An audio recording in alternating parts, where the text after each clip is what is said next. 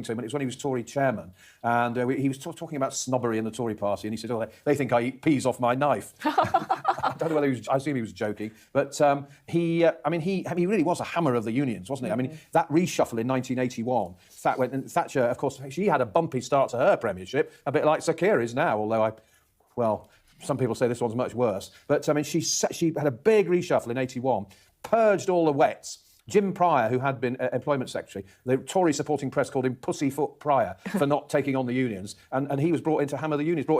She brought in other favourites like Cecil Parkinson, Nigel Lawson, and so on. And Daisy, did you ever have any dealings with? I did. Yeah. When I started working for the House magazine, when I was in my early 20s, just after working for Patrick Cormack. You've got your front pages laminated. I do have. You were the editor, weren't you? I was. Well, Patrick Cormack was the editor. I was the managing editor. Oh, right. Anyway, Norman used to write for us, and I interviewed him many times. And just as a lot of people have been reminiscing today, his public image was very different to how he was in person. He was incredibly polite, incredibly charming, very, very, almost quite softly spoken. But he just looked so sort of gaunt and scary that it was very easy to think he was a lot more frightening than he did seem in person. And it's interesting, Luke, because we're going to have lots of people paying tribute to him, talking about, the incredible support he gave to his wife, for example, which I think is something that lots of people will remember. But he was a controversial figure, as John was picking up on there as well, right? Yeah, hugely. And you just from John's excellent video there, you can see he was a controversial figure. He had very strong opinions and he argued them very strongly. But I think what shone through today, and from my very limited seeing him around in the House of Lords and speaking, I think David Blunkett's spoken today about getting to know him later in life, is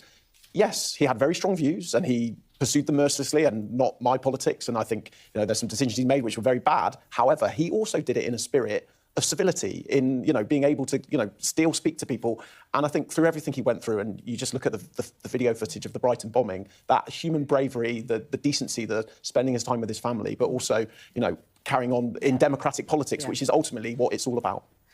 You've been delving into the Sky archives as well. Ah, yes. Now, when Sky first started in 1989, he and the Labour MP Austin Mitchell presented a show called Target. Austin Mitchell, of course, had been a TV presenter before he became MP for Grimsby.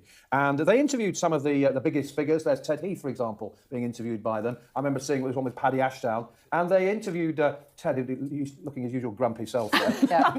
Austin Mitchell looks a bit bored, doesn't he? Yeah. But it was a great programme. And it was, in the early days of Sky, Norman Tebbit and Austin Mitchell, two colourful characters, one from the Labour Party, one from the Tories, quizzing senior politicians. I love it. I've just been told in my ear that our director actually used to do some of the directing. What Podcast was it like? of their day. So it was really good. I love it. It was basically like the politics hub of its day. Yes. Exactly. But I think your point about class is really relevant with Norman Tebbit, because and before the sort of 70s and 80s, the Tory party was a party of posh people. We'd never had a Tory Prime Minister, let alone a female one, who was from a relatively normal background like Margaret Thatcher.